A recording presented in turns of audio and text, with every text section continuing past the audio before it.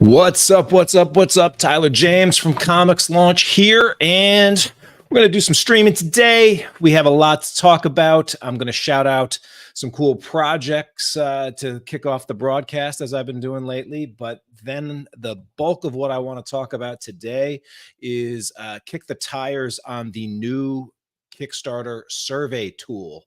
Kickstarter had announced recently, as a part of their whole 15-year anniversary bonanza of promotion, that changes were coming, and that one of the things that they have been working on is a brand new survey tool that would sort of change the game on how creators are going to approach surveys. And they have just released it to everybody on Kickstarter. And we're going to kick the tires on it. And I'm going to show you what is new about it, what is potentially good about it. And I've also identified, spoiler alert, some big problems with it that kind of need to be fixed immediately, lest it be a tool that is even worse than what they had before. Shocking, but yeah, that is something that is on the board here.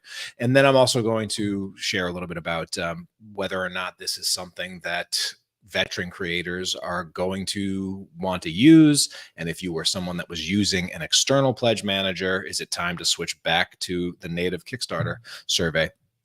We'll also do a little bit of a talk about getting some questions answered about one of the other big updates that Kickstarter has rolled out in the past 2 months, and that is to late pledges. And there was some questions about how late pledges interact with using external pledge manager tools, and Kickstarter has put out some guidance around that. So I'm going to cover that as well. All right.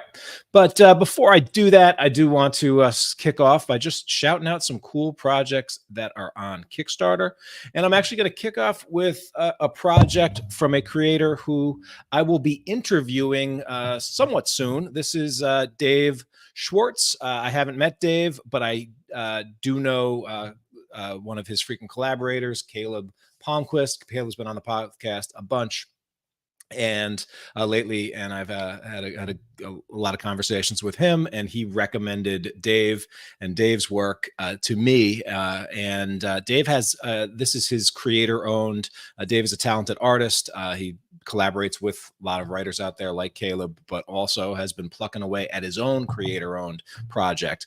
And I saw him just on Facebook today, sort of, I think this launched just the other day or a couple days ago, and it was sort of lamenting the project wasn't off to as good a start as he had hoped, which is a shame, because he sent me some of the past issues to download, to review. It's a really good book. Dave is a talented dude. So I want to shine a little bit of light on Confederate Monsters, and let's see a little bit about what Dave has cooking up here for us.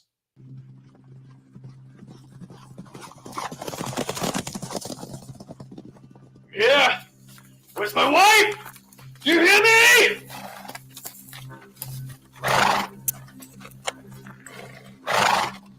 Dismount and walk forward.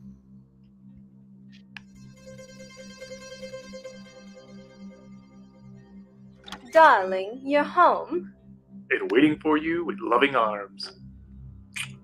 Must you maul her like an animal, Daniel? Calm yourself, Mrs. Stevenson. I'm just getting into character. They both insisted upon hiring Daniel's patients to cater.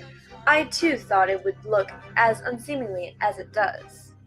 Is that all you discovered while befriending Mrs. Schmidt, my dear? Dr. Schmidt fits the description of our target in nearly every way.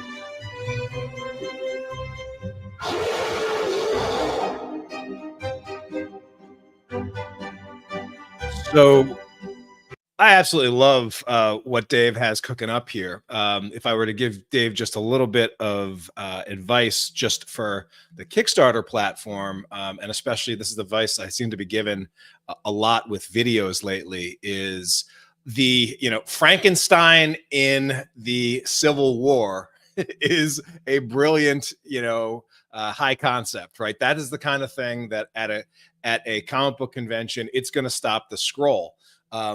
Get that pitch within the first 3 seconds or 3 to 5 seconds of the video, and make sure that that is on there in writing, so that when people are scrolling the comics category and rolling over a project, within the first couple of seconds, they sort of get that pitch or that high concept pitched to them. And I think that will go a long way. Like this. See, this is a project right here that is recognizing the change in how people are seeing things, and it's getting right to text-based pitch over the video. I think Dave did a really nice job of doing voiceovers and very cinematic, but for the 300 projects that you're competing against on Kickstarter at any given time, you got to cut to the chase and catch people in the first couple of seconds. But his imagery definitely does a lot of that hard lifting. Very talented illustrator, clearly, and the production value on the book is strong, and he's got a cool narrative going. So I wish Dave the best, and I'm looking forward to talking to Dave about this and his many other projects on an upcoming episode of the Comics Launch podcast. While I'm at it, I want to shout out a few members of Comics Launch Pro, which is the program and community that I lead, where I work with creators to bring their projects to life. And I provided some structure around audience building and strategies for growing that email list, provide some structure around campaign design and getting the word out, and just doing Kickstarter at a high level. And then also it's a community of other creators that are really serious about this thing, which opens up opportunities for cross promotion, collaboration, etc. And so this one is from Peter Taylor, who has a series called Pioneers, Blood and Stars. It's sort of the Expanse meets the Hunger, vampires in outer space. And Peter is every time I see something from him, the art just keeps looking better and better. He's partnered up with what I like about Peter is he's very much like, let's let the lines be super clean. And then he's been partnering up with a really talented color artist, Falk, who just really takes Peter's clean lines and runs with it. And so you see he's playing with shadows, playing with depth, and it's a really good team. I actually was thrilled to be partnering with these folks. They've got an upcoming story in the Oxymoron Killing 2 anthology, which I've been working on. And so it's been exciting to see this team continue to put out really good stuff. I also want to shout out Peter because he just wrapped up what I hope will be this cool epic.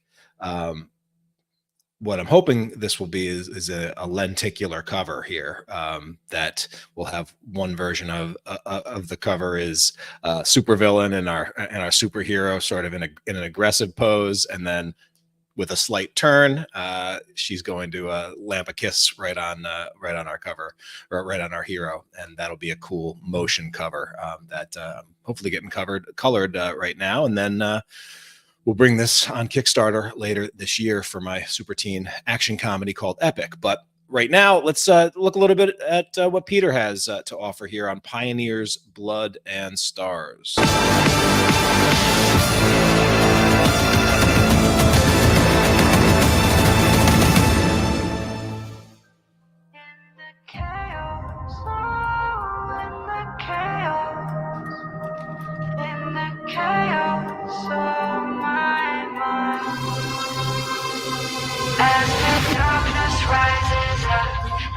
See you through the dust. Oh no, oh no.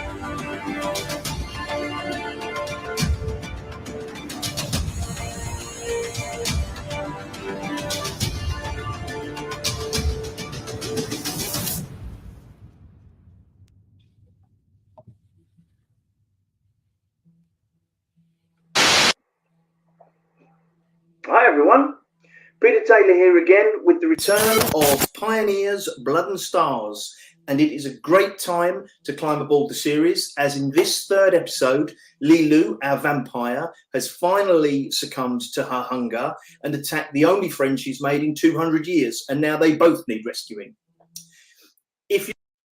All right, I'm going to stop it right there. Yeah, Peter, really like the intro there. Again, the only crit I would get is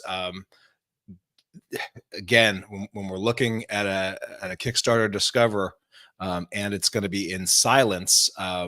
Getting something to that pitch, vampire lost in space, get that in the first 3 to 5 seconds, going forward on Pioneer Lost in Space, or on your Pioneer series, just to make sure that people that are interested in that kind of thing, or a hook like that that's going to appeal to people, it's very clear even just on the scroll. But love the music, love the art, and now that he's 3 episodes in, or 3 issues in, he's got a ton of past art to sort of and beautiful past art to work in, and you can really see how just leaning on the strong visuals is gonna sell a lot of books for Pioneers Blood and Stars. And I know this thing just launched, I think just within the last 24 hours, and is already funded and on the march. And so I'm excited to see another win notched under Peter's belt. So congrats, Peter, and again, appreciate working with you.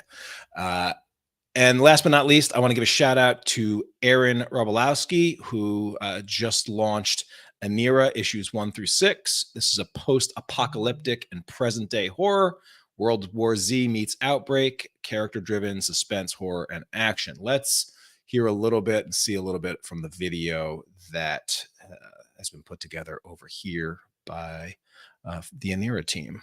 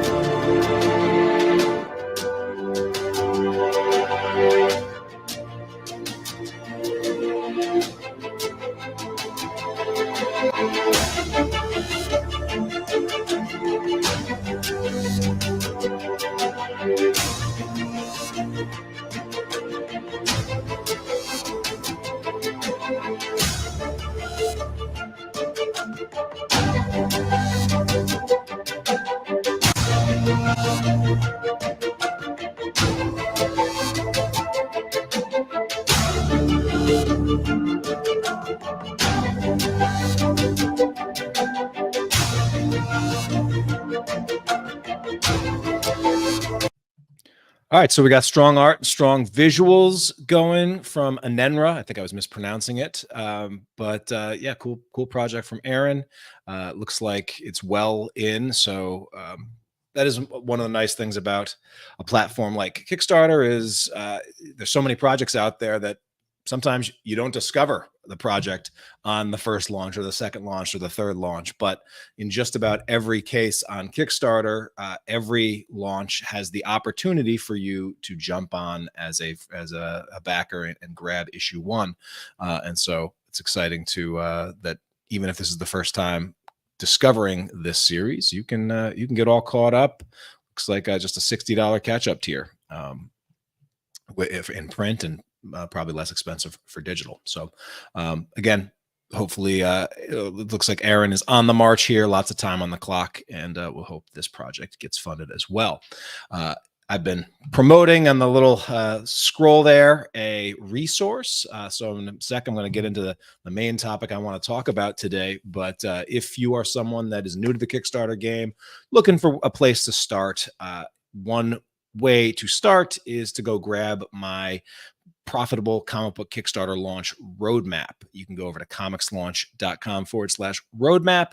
And this is just a short actionable guide, shares 9 easy steps that you can follow to set your comic book Kickstarter campaign up for success, among other things. So wanted to always bring some resources to you all as you're doing your thing. Okay, today's topic is a good one. What I want to talk about today is the new Kickstarter backer survey, totally revamped. This is the biggest revamp in Kickstarter's survey since Kickstarter has been in existence.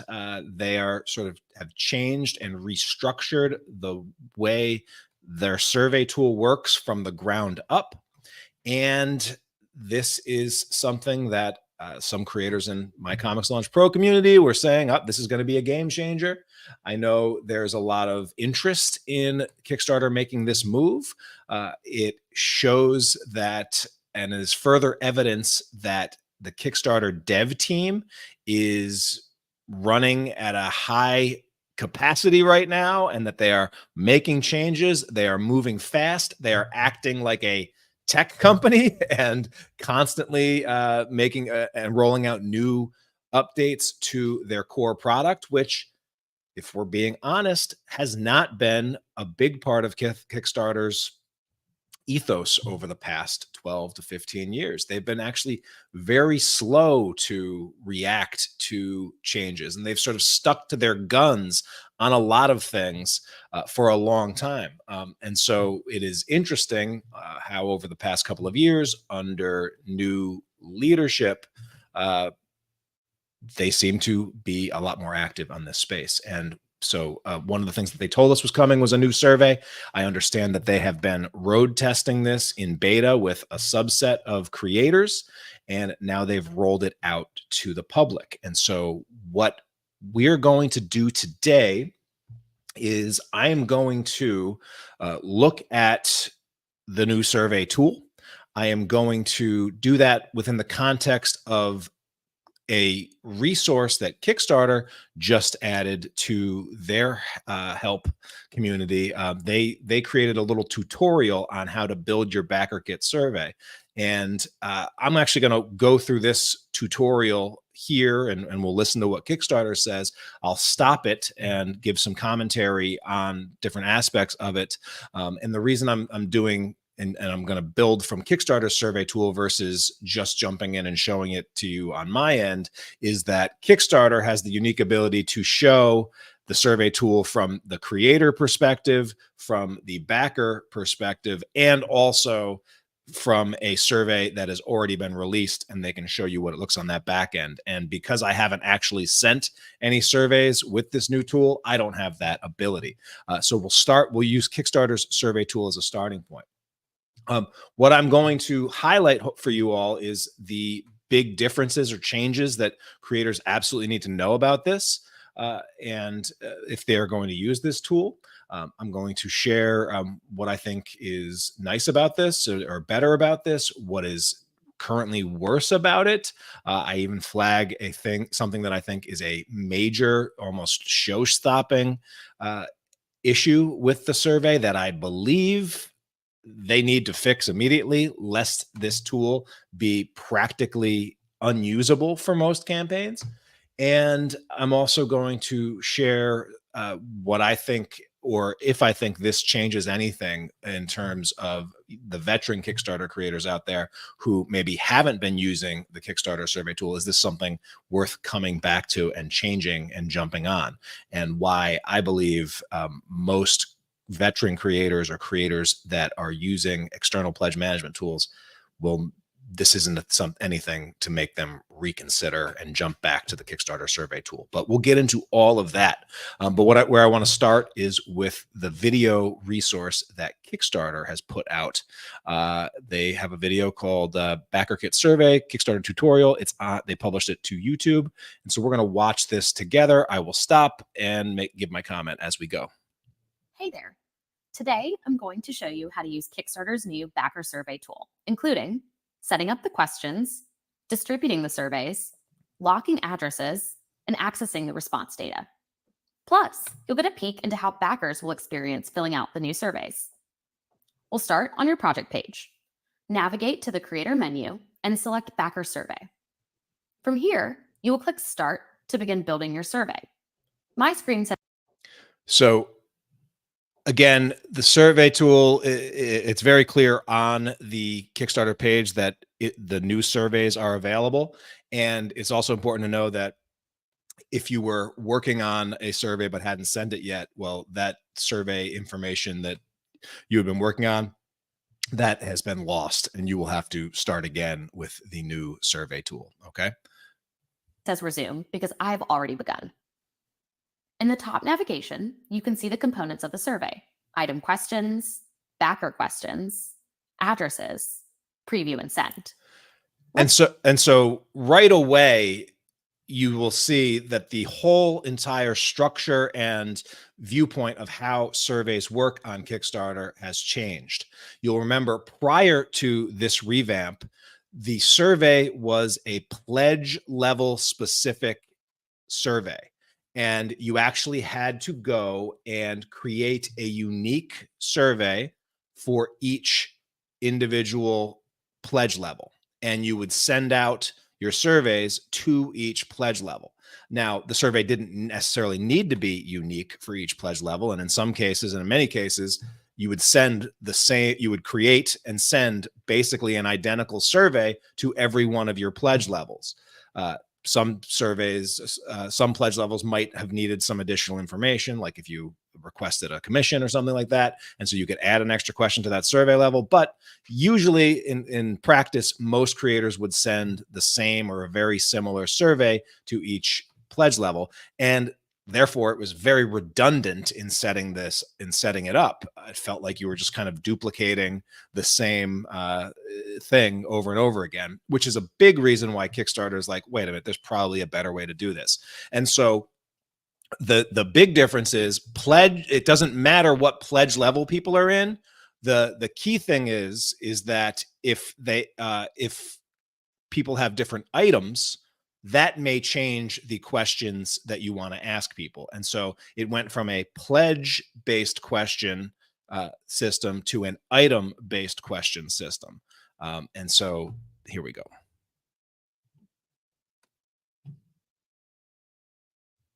Let's start with item questions. When we open up an item, we can see that a SKU or stock keeping unit exists by default. As we build item questions or create variants. So just a teaser, that issue right there, the stock keeping unit, this is the biggest issue right now with this tool. That stock keeping units, SKUs, are automatically generated for each item and variant. And the fact that Kickstarter is automatically generating them, not a problem to me. The fact that they are not letting you, the creator, edit those SKUs names is absolutely problematic. And I'm going to show you an example of why that is. It makes it practically unusable. But also, it's a little bit confusing now for creators, because now there are 3 levels of how we talk about the things that we offer to our backers. There is the pledge level, and the pledge, and so you will have to, when you're creating your Kickstarter campaigns, you're going to give all of your pledge levels a name. So there's pledge levels, but your pledge levels are comprised of project items, right? And so you have to give your project items a unique name. And those project item unique names, those are editable. The project name or the pledge level reward tier name, that's editable. But the SKU, which is a new thing, this did not exist on Kickstarter before this update. These SKUs are stock keeping units. This is a new thing that is generated automatically based on the name that you set up for your project item. So while you could edit the project item name before your Kickstarter is launched, you can't edit these SKUs. And again, this is going to become a problem. And then now there's also this concept of item variants. So let's see what Kickstarter says here. Our SKU table will automatically update to reflect the variants of each item that we offer. For this item, we need to know 3 pieces of information from our backers: what type of paper they want, what size illustration they want, and what books they'd like included in their illustration. Because the first two questions include a choice among options, paper and size, I'm going to build variants so I can get my backers' selections. We will offer two paper types for the illustration, matted white and glossy white.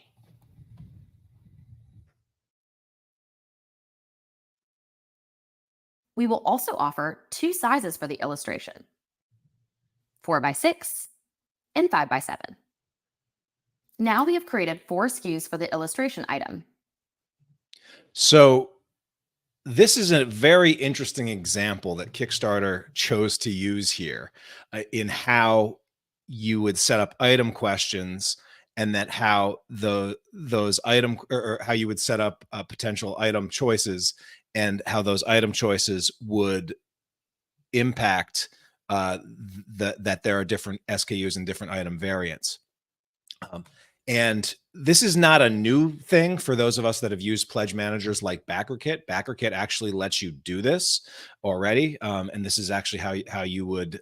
So for example, in BackerKit, you might, or on Kickstarter, you might have said, hey, pledge, and you can have any one of our standard comic book covers. And then here you would set it up. Okay, which cover would you like? And then you'd say cover 1, cover 2, cover 3, or something like that. That would be an example of how you could use this. BackerKit, though, their pledge manager lets you differentiate between the value of items, and actually lets you add a charge and an upsell essentially if the items or the variants have a different value. So for example, the t-shirt example would be a very common example. I mean, if you've ever printed t-shirts, you know that when you start talking about like 3XL and 4XL and 5XL, those t-shirts weigh more and they take up more fabric, and most t-shirt companies will charge you a lot more for those. BackerKit's pledge manager recognizes that and lets you say, all right, if you want these things, they're going to be a higher value, and you can actually charge for that. Kickstarter's tool doesn't let you do that. It would just basically let you select the size, but everything has to be of equal value. And so it's curious to me that one of the options that they showed here is that you would let backers choose their size, 4x6 or 5x7. In most worlds, size is going to be a price differentiator. And so it's really weird to me that they would say, hey, with our tool, you can let backers pick, matted white or glossy illustration, or glossy white. Okay. That's usually a negligible cost difference, but size almost always has a cost difference to it. And yet, so it's sort of like they're shining a light on one of the limitations of their tool here, which was a little bit interesting to me. All right. Now we have created 4 SKUs for the illustration item: matted white in 4x6, matted white in 5x7, glossy white in 4x6, and glossy white in 5x7. So one of the things that is interesting here about the SKU names that were auto-generated, this looks very clean and perfectly done here, but bookshelf illustration is close to the maximum number of characters in a product name that this SKU thing is going to support nicely. And the real problem with these SKU names come when you have longer item names. So for example, and I'll show it in a minute, an example of one of my comics that has a longer title, or I use the longer title for the project names, and it causes all sorts of problems with this SKU stuff. But we'll look at that in a minute. Here, I have the ability to ask any customization questions. For the illustration, I need to know what books the backer would like to include. This question is required for the item, so I will not mark it as optional. After adding variants and customization questions for each item, let's move to backer questions. These questions. All right, so basically when you're going to be tackling the survey, the first thing you're going to do is you're going to look at all of your items and say, do any of my items actually require a specialized question, such that if they have this thing in their basket, whether was in their pledge reward or whether it's an add-on, do I need to collect specific information for this? Most of your items probably will not need a specialized question. So most of your items, you're probably not going to do anything there. But for items like t-shirts where there's different sizes and or colors or design options, absolutely going to need that. For items like if you're trying to collect information about a custom sketch or commission, that's definitely going to need its own question. Or if you are trying to, if there's some product differentiation. So if you have a set of pins and they can choose one, let them use pins or choose pins or whatnot. Let them pick their pin.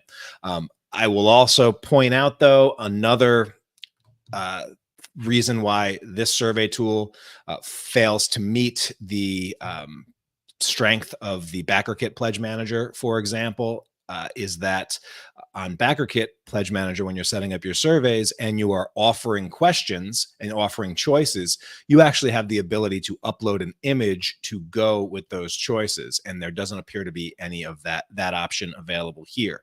So for example, on some of my campaigns, I've done, hey, you can, the pledge level is your choice of cover A, B, C, or D. Well, it would be really nice to be able to not just have to name those covers by text name, but to also actually show the visual cover of those choices so that I can be absolutely sure that backers are making the right choice or that they don't have to scroll elsewhere and look one more time at those. That would be really nice. You can do that on something like Pledge Manager, BackerKit Pledge Manager. You can't do that here on Kickstarter as of yet. Okay, but after you've gone through and you've done all of your item questions, the next step is to set up your backer questions. And you have a few more options here with backer questions. But the big difference between backer questions is these are the questions that everybody who gets the survey is going to be asked to answer. All right. Questions will be asked of all the backers of your project. You can ask 3 types of questions: open text, multiple selection, and single selection. Oh, one thing I want to jump in before we get into the 3 types of questions that you can answer and examples of those. There's a note under backer questions that says here, says at the end here, please note that your backers' email addresses are already available to you via your project's backer report. And so what this question is saying is basically don't ask for their email because it's already available to you on the backer report. And while that is technically true, that does not mean necessarily that you shouldn't also ask for an email address in the survey question. Here's why. I'll give you 2 reasons why. One, a lot of creators, their Kickstarter accounts may be accounts that they set up 12 to 14 years ago using an email that is not their primary email. Might be an email that they was at a job that they no longer work at, or an email like an older email, an AOL email, that sort of thing. But it could be the situation where either they have a cookie or on their desktop or their mobile phone, and they don't ever have to enter that email to get into Kickstarter. They're just like always logged in, or their one saved email password login. So so they've never bothered changing it because it's so easy to get in and out of Kickstarter. But that email itself might not be an email that they go and check regularly. There might be a better email to send them your digital stuff, to follow up with them, to get them on your email list, etc. And so that's one reason why I would probably still ask for their best email address. But the second reason is that, and this is something that has been a little bit of problematic if you're trying to get people to fill out your BackerKit surveys, is that a lot of creators are now backing Kickstarter projects either by guest backing or paying for their Kickstarters with their Apple Pay. Kickstarter's made it really easy for people to check out using Apple Pay, which is nice because it's a low friction transaction. That information is already on their phone. They can check out really easily from mobile. But oftentimes when they do that, the email that gets passed to Kickstarter and is associated with the account is not actually a true email. It's like a private Apple ID relay email that if you try to add that to an email service, for example, or if you try to send digital comics to that Apple relay, often it does not go through. It never gets seen. And so we've been having a lot of problems or just challenges with requiring extra follow-up in using BackerKit with people who paid with Apple on Kickstarter and then having to get basically I've been having to go out and contact them and message them through Kickstarter or try another way to get a valid email that I can then associate with their account other than the Apple ID private relay email. And so again, those are two reasons why, even though Kickstarter is saying, hey, we're going to give you the email addresses, and even though 90% of those email addresses might be valid, well, 10% might not be, and that could potentially be lost contacts and lost leads. Okay, so let's pick up though. Of all the backers of your project, you can ask 3 types of questions: open text, multiple selection, and single selection. I'm going to ask 2 questions today. First, I will ask backers if they want to join my mailing list. So she creates a, do you want to join my mailing list question? And she uses 2 options, yes or no. Makes sense, right? I honestly, what I usually do though, is I actually provide 3 options. I provide yes, like yes, definitely, no, no thanks, or I think I'm already on it, but double check for me. And I found that when you provide those 3 options, you actually, the overall number of people that will opt into your email list or give you the permission to opt them into your email list goes up versus just giving them a binary choice. So little pro tip there. And then the other thing I would also just say is the question, do you want to join my mailing list, could be phrased better to sound sexier, more attractive, and more compelling. And so often I will say something like, hey, do you want to join my VIP mailing list so that we can send you free comics, discounts, and the news about our latest launches? Something that is valuable to the creator, not solely valuable, is valuable to the backer, not solely valuable to the creator. All right, just a little note there. Second, I will ask what drew them to my project. The other thing that I will point out here is Kickstarter previously, when you set up your survey, they notoriously had a little disclaimer or things where they cautioned creators against, specifically against asking marketing questions. They were basically like, just ask questions that you need to fulfill the rewards. Don't ask any marketing questions in your survey. All right. Well, here, what drew you to the project and 3 options, that is a purely marketing question, right? So, and the first question, sign up for our email list. Do you want to sign up for our email list? That is clearly a marketing related question. It is not required to deliver your rewards, that question. So, and I do not see Kickstarter including that same language here with this new survey tool about specifically not asking marketing related questions. So let's consider that prohibition against marketing questions is no longer real.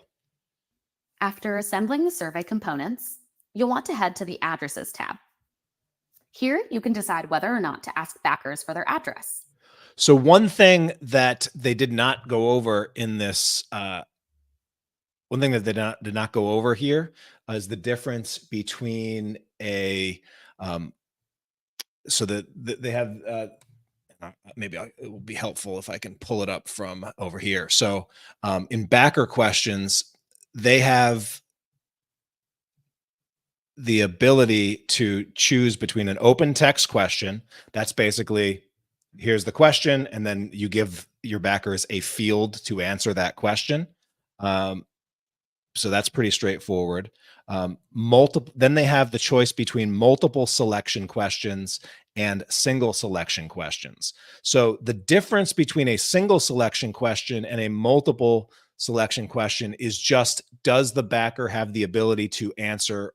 Does the backer have to choose between the options that you give them just one selection? That's a single selection question.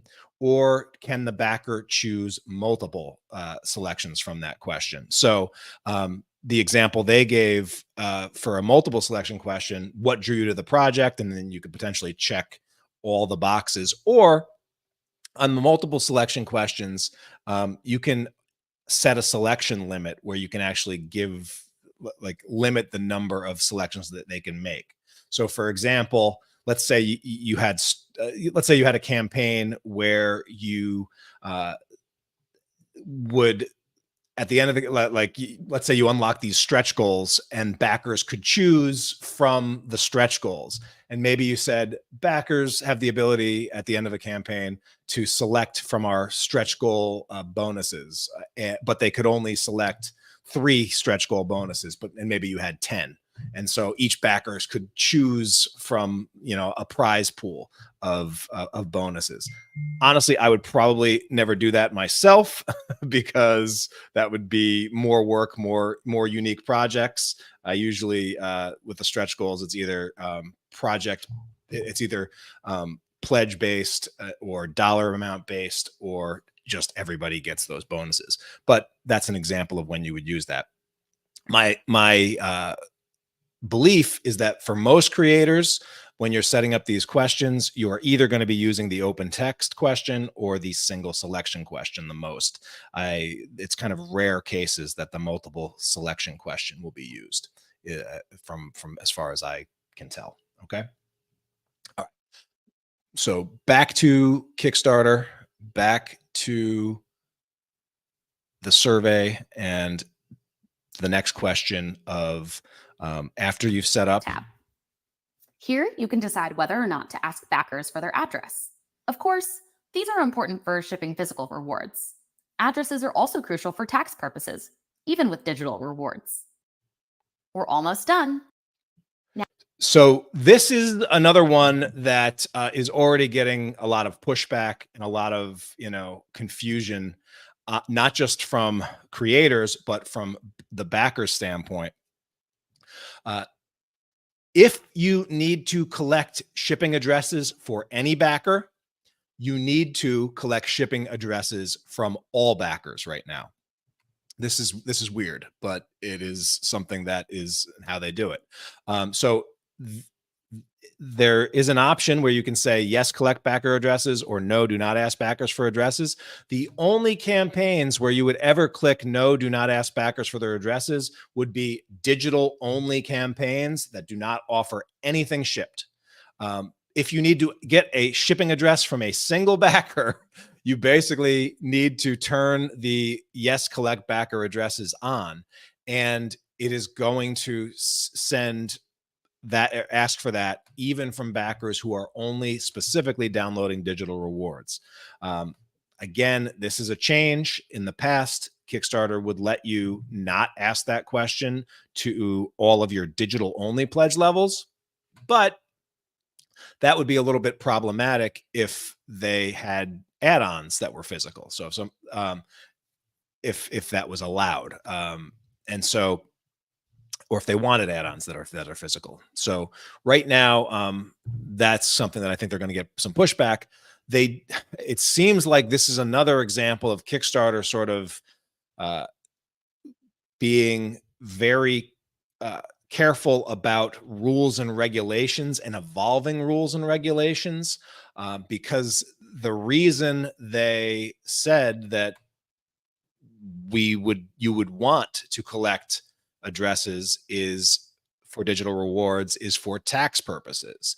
And technically, if you make a sale and in a jurisdiction from a backer that is in your same state, and your state requires sales tax for or collecting sales tax for every sale that you make to someone that is in your state, technically, you're supposed to report that as income to your state.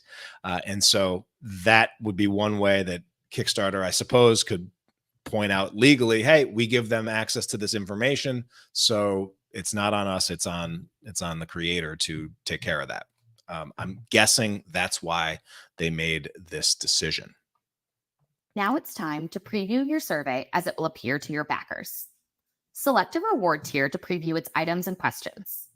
If a reward has multiple quantities of an item, the item's related question will be asked as many times as the item is in the backing. Let's take a preview. Our sizes are here, our paper types are here, and here's our customization question. We can see our options for backer questions. And here's where we submit an address. When you're ready, send the survey. All right. So one thing to point out that I think Kickstarter did well here is they now let you customize, or they now let you preview your Kickstarter surveys, and you can preview it for any pledge level, and you can preview it for any backer add-on configuration. So you can use this tool before you send it out to, double and triple check and check different combinations of add-ons and pledge levels to make sure it is behaving as you had hoped. All right. So I do like the preview feature. That is a nice feature versus what we had before. When you're ready, send the survey. You will only be able to send the survey once, and you won't be able to make any changes once you've sent it. Let's take a look at a backer's experience. All right. So in sending that survey, that's pretty, that is a big change. In the past, some of the ways that creators would use their surveys would be they might actually send out their backer surveys at different times based on the pledge level that you were in. In the comics category, that would make sense in a lot of ways, because let's say you launch your campaign and the book is already finished and you're really raising funding primarily to help fund your print run. Well, in that case, your digital rewards could go out to all of your digital only backers almost immediately, right? And so you might want to send those surveys out immediately and to digital backers so they get their rewards immediately. Compare that to physical rewards, where the books might take a month or two to print and to get to you and to have you pack them and ship them, so that you might not necessarily need shipping addresses and all of that information until a little bit later.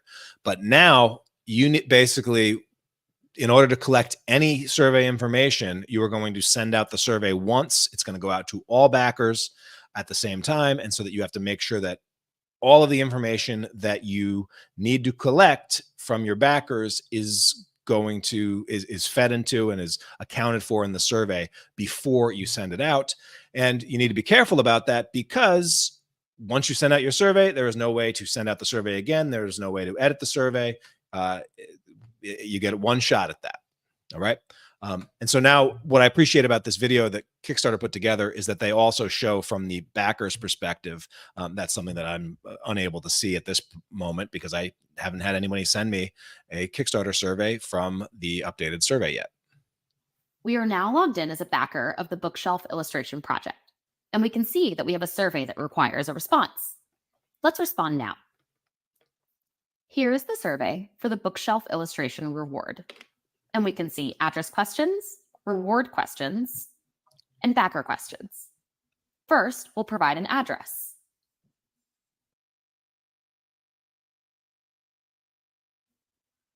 We will automatically suggest a more accurate version of the address if needed. Let's answer the reward questions. I want a 4x6 on matted white, and I want to include every book ever written by Dr. Seuss. Do I want to join the mailing list? Of course. And I'll answer the multiple select question as well. Time to submit my response. I can see that my response has been successfully submitted. Let's go back to the creator view to see what happens next. So from a backer's perspective, I suspect that most backers won't notice much difference in the survey experience. It seems pretty straightforward to them, so I don't expect much problems there from backers. However, that question about requiring physical shipping addresses, even if you're a digital only backer, that is something that is new and will be a new experience for most digital only backers, and that creators in my community are already hearing pushback about. So be prepared to respond to that. All right.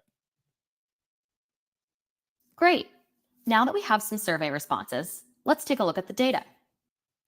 Going back to our backer survey from the creator menu, navigate to view all results. So after you send the survey, clicking the survey button new is going to bring you to a survey, this is a new panel. It's a new backer survey overview, and it will show you at any time you click it, it's going to show you what percentages of your surveys have been completed and how many remaining surveys there are. And then you'll have some options to navigate to different areas to actually get the survey data. Menu, navigate to view all results. From here, we can download the backer report to see all. It appears that when you click view all results, it brings you back to your traditional backer report. And at your backer report, you can download backer reports. Responses and addresses. The item counts will appear in your backer report as well. To view your quantities for each SKU, head to the fulfillment page. This is a new report. These counts are reflective of the current survey responses, and they will update as your survey responses roll in. So this is something that is very helpful, but also extremely problematic. And there is a new SKU report section in your fulfillment tab. And that is basically individual counts for all of the unique SKUs related to your project. Finally, when you're ready to begin fulfillment, make sure to lock your backer addresses. Once you select lock on this screen, the addresses will lock in 48 hours. Your backers will receive an email letting them know they have 48 hours to make any changes to their address. So this is something that's new. This is something that is a new process in the workflow of doing a Kickstarter. Is there is actually a start button that you're going to want to hit about 48 hours before you are ready to ship that first product. Hitting start will send out a lock notice, a lock shipping address notice to all backers, which is essentially a last chance for backers to update their shipping address. And then after 48 hours, that shipping address is going to be locked over on Kickstarter.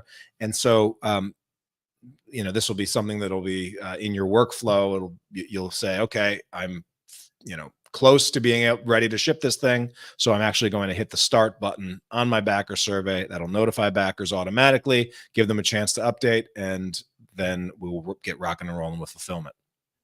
And that's it. I hope this tutorial was helpful. And if you have any questions, take a look at our Help Center article or contact our customer support team. All right, so I will I will link to this tutorial if you want to watch it. I did find it helpful. I appreciate that they put it together. But there are a couple of, let's just look at the FAQs that they answer here, just in case, or just to be clear. And then I want to talk a little bit more in detail about some of the issues that I have with this. All right. So in the FAQs, they point out that there are some new Kickstarter related terms here. SKU stands for stock keeping unit. That's not a new term. That's pretty universally standard. And it'll be the name assigned to each item that makes up your inventory to help keep track of quantities. What is unique about this is that Kickstarter automatically generates SKU names for you, and you can't edit them, and that's going to be problematic. And I'm going to tell you why in a minute. So variant, this is a way in which the reward will differ. For example, size and color. And then value. Values are options for each variant. So for example, size, the value might be small, medium, or large. So and these names, or these variant names and these variant values, these should be short and these should be descriptive. And when you create these variants and values, when you're setting up your items that have differentiation, note that what you name for the variant and what you name for the value are also going to be baked into the SKU name automatically. That's automatically generated by Kickstarter. All right. So a few FAQs. How many surveys can I send to my backers? Backer surveys can only be sent once, so that you make sure that you're asking for everything that you need in order to fulfill rewards. We highly recommend previewing your survey before sending to double check that nothing crucial is missing. What should I do if I need additional information not included in my survey? You can message backers directly through the backer report. You can also filter the report to a specific reward tier and send a message to that small group of backers. And if there's additional information you may want to use direct messaging, you'll have access to their email. So you can also message from email if you need to make get additional information. So this is another cool question. Can I send my backer survey while still collecting late pledges? Yes, you can send your backer survey while late pledges are active on your project. When a backer joins your project through late pledges, they will instantly receive the survey alongside their pledge confirmation. After your backer survey has been sent out, however, we recommend that no further reward items are created for your late pledges. Once backer survey has been sent, it won't be possible to edit to include questions specific to any new items. So I believe this may be a little bit of a change from how I thought Kickstarter announced it. It seemed like they said that late pledges would basically be available until you send your Kickstarter survey. But I believe this sounds like that's not quite right. That you can actually send your Kickstarter survey, but if people come in after you send the survey, they'll just automatically get the survey right away.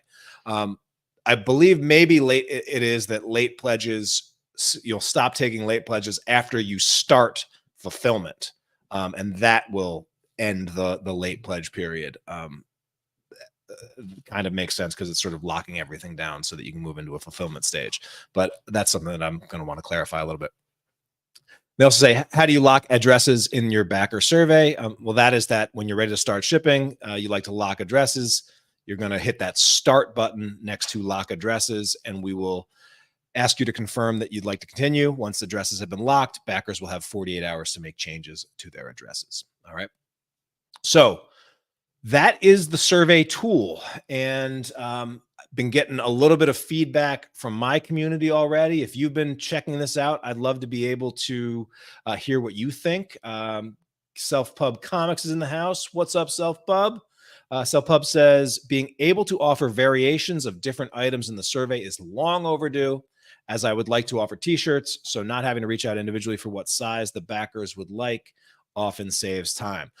Absolutely. And that is one of the use cases where this is very clearly going to be an improvement. Now, in the past, for the old Kickstarter survey, if someone was at a pledge level that included surveys, then you could ask the question in your survey, hey, multiple choice, which one would you want? But it wouldn't create a unique SKU for that you can track. All right, I need 5 mediums, 6 mediums. You'd actually have to download the responses and count them all up manually. And it also wouldn't, I believe it wouldn't let you send if people had added on in the add-ons, but not a pledge level. I don't believe there was a way for you to get that information other than say, if you added on a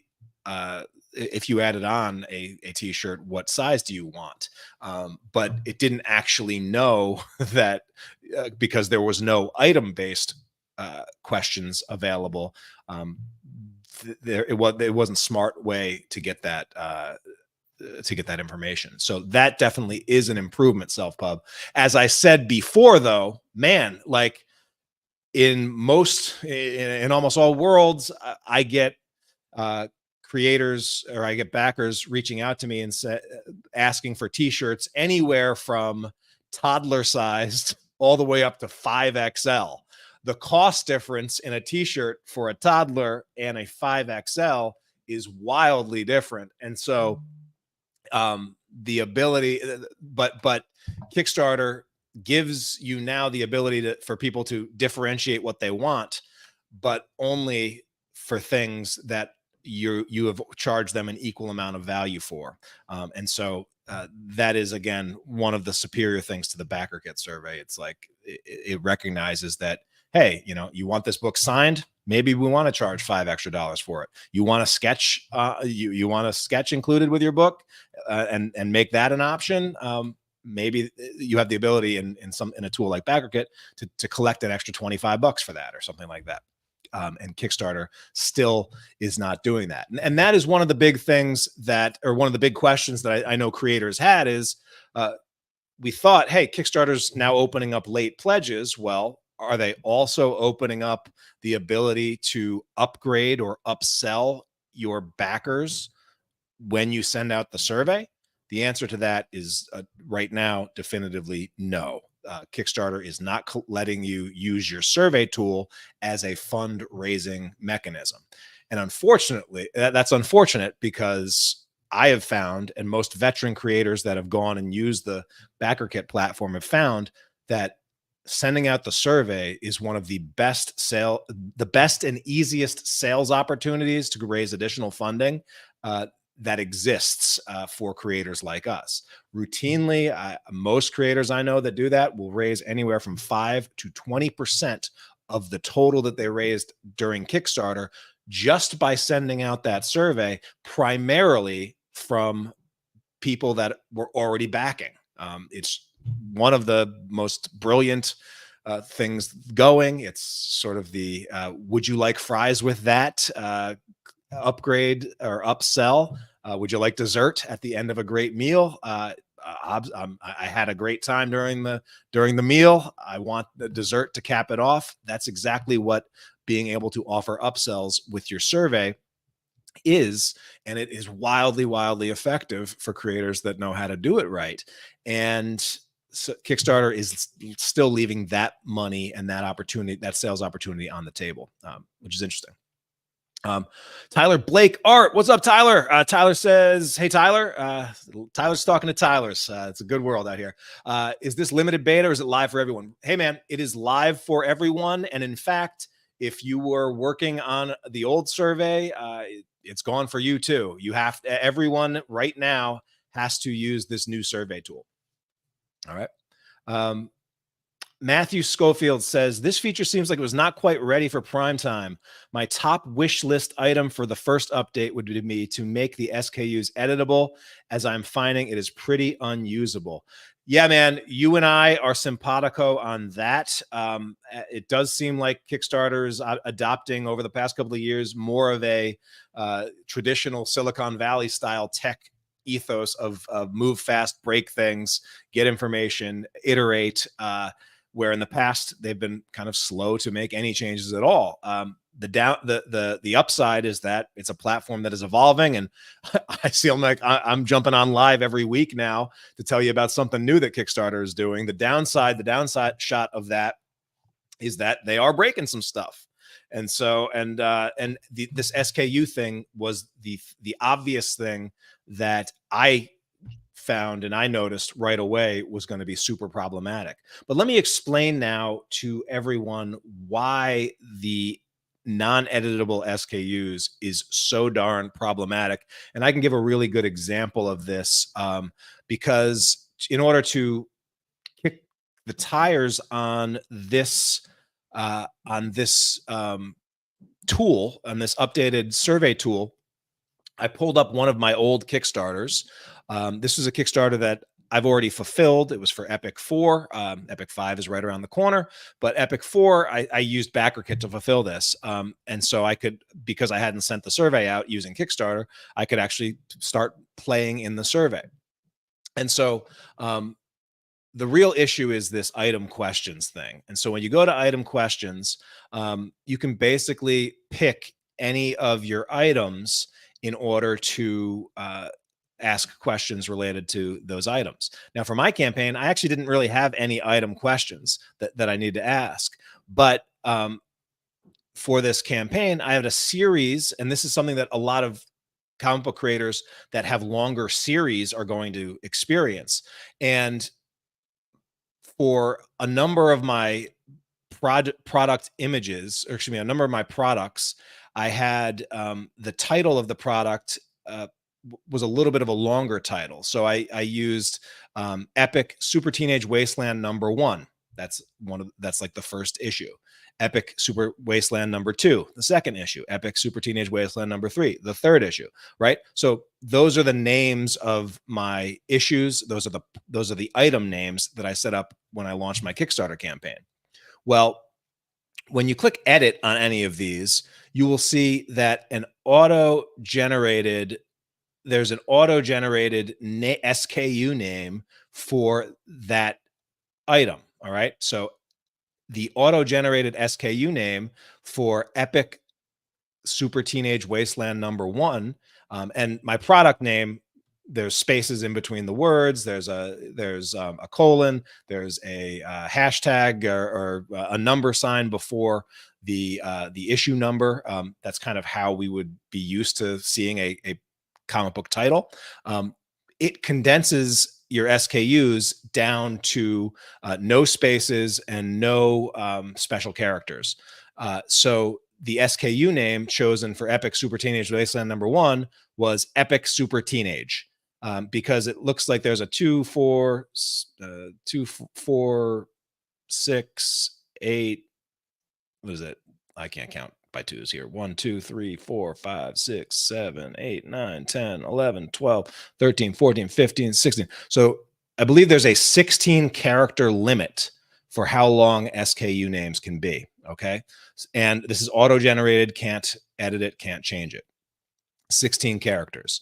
And so it will take the first 16 characters of your product, of your item name, and that becomes the SKU. Why is this problematic? Well, if your title is longer than 16 characters and then is followed by a #1, a #2, a #3, a #4, well, the first 16 characters are going to be taken up by the same name. So what does Kickstarter do? Does it give would all of your would my whole series have the same SKU name? No, their engineers were good enough to know that would be problematic. And so instead, they have a convention where if the first 16 characters are the same, they will cop it off at that, and the next character will just be a 1. And so if you have close names, they take the first 16 characters, and then if the first 16 characters are the same, they will add a 1 to the first item in line. And so my SKU for Epic Super Teenage Wasteland #2 that Kickstarter auto-generated is Epic Super Teenage 1, right? Can we see how this is going to be problematic? When I go to Epic Super Teenage Wasteland #3, well, that is Epic Super Teenage #2. Epic Super Teenage Wasteland #4A, that is Epic Super Teenage 3. Epic Super Teenage Wasteland #4B, that's Epic Super Teenage #4. All right. When I get to the Epic Super Teenage Wasteland #1 PDF, which is my digital, well, that is Epic Super Teenage 6 on my SKU name. And so as a result, when I go to actually go and look at my SKU counts in fulfillment for this, I would essentially, I can see that there are SKUs for Epic Super Teenage and then Epic Super Teenage 1 through 10. And I would basically need a separate key that would map to Epic to these SKUs, because there's no way I'm going to remember that, Epic Super Teenage 7 is the PDF version of Epic number 3 or whatever it ends up being, right? It's just super confusing. And so for we, the creators, to not have any ability to give our own unique SKU names, or when they give an SKU name when Kickstarter auto generates an SKU name that is super troublesome or super unclear, we have no ability to edit that. That's like a show-stopping tech error. And that's something that I hope, because they are moving fast and breaking things, I hope they go in there and they give us this ability to edit this like this week. Because as far as I know, like, if this is what your SKUs are going to be looking like at the end of a campaign, most projects, it's going to be super, super confusing. Because again, in comics, a lot of times, and in serialized stuff, like the first part of the first character string is going to be the same for a lot of our products. All right. So I agree with Matt. That feature is definitely not ready for prime time, not very usable. Okay. So some of the other things that I just wanted to call your attention to, I think I did as we went through that video. So I think I got most of that stuff. I'm going to take a look in a sec. Some of the feedback I'm getting from ComixLaunch pros. I know there's a lot of excitement over here. A lot of cool projects going on. But yeah, so Matthew has been kicking the test on this. Tim Stiles said, I tried to fill out a survey as a backer today. It's for a digital book, and it wouldn't let me advance without entering a physical address. But when I tried to put in a physical address, it wouldn't let me, so I couldn't finish the survey. So yeah, that definitely sounds like a bug. Matt said, had a couple backers message him about the same issue. One of them said it didn't work when they used the app to fill out the survey, but it did work on the website. So yeah, it may be the case where the app itself is not has not been upgraded or updated, or maybe the app needs to be updated before that's going to work. And yeah, so got some initial feedback, and definitely the issues that we brought up were rather problematic there.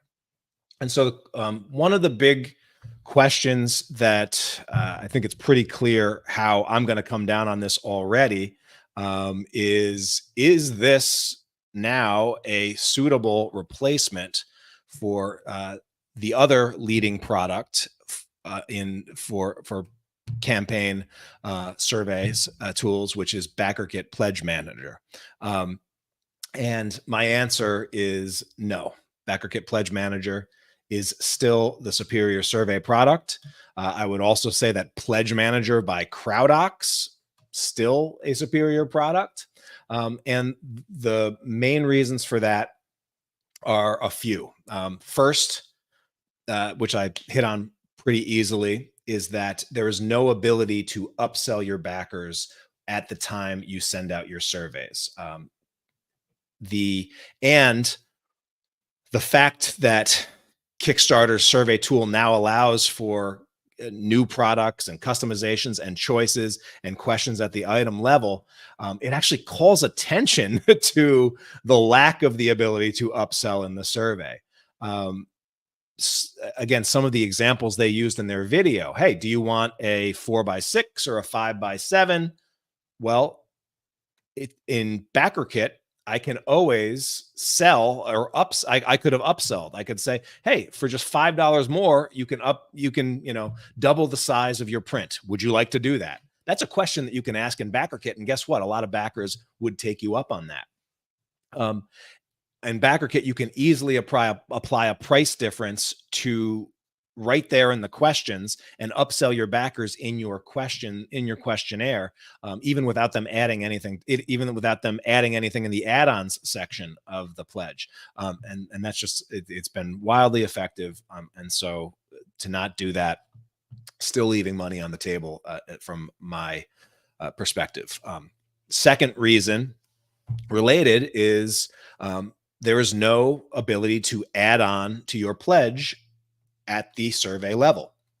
This is something, as I've said, most creators find that with Kickstarter, with backer kit add-ons, they can add anywhere from 5 to 20% to their campaigns, just simply by giving backers some choices to spend some additional money with them at the survey sending sign.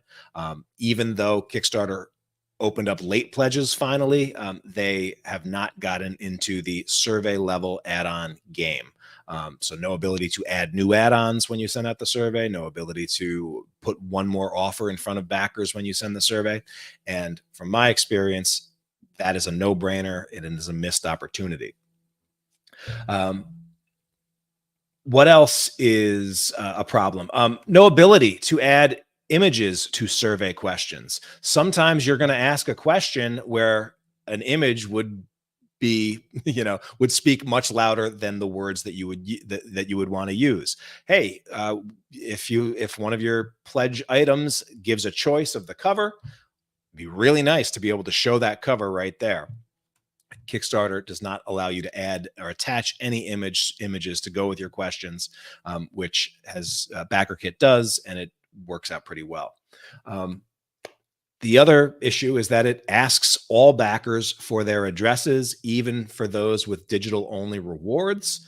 I know that there are some backers out there that are very conscious of who has their personal information or any personal information about them. And one of the things that they don't want to get out is their shipping address or their physical address, especially if it's for purchasing something that does not absolutely require that.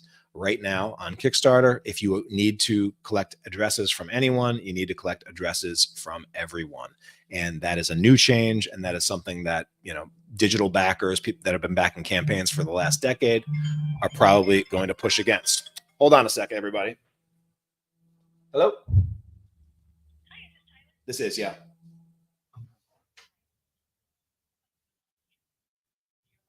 It is. Is she ready? Newburyport, I'll be there in 5 minutes.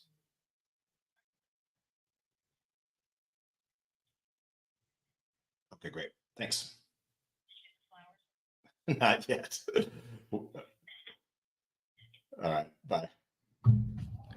All right, sorry about that, but important call. So I'm going to have to cut this short. The last two things, though, is that it doesn't solve the living in spreadsheets problem. You are still going to be living in spreadsheets, and it also doesn't do a like package group job of sorting your pledge levels out for you. All right.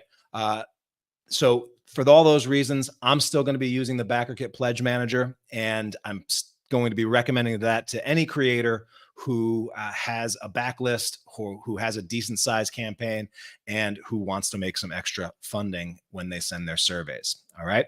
So I want to hear your feedback. I'm seeing some great comments coming in over on YouTube, over on Facebook, over wherever you're watching this, even Twitter. Leave some comments. Let's have this conversation. Let me hear what else you want to know about this, and we will follow up. But hopefully Kickstarter's listening and responsive. All right. Thank you so much for watching, and I can't wait to see what you all launch next. Take care, everybody.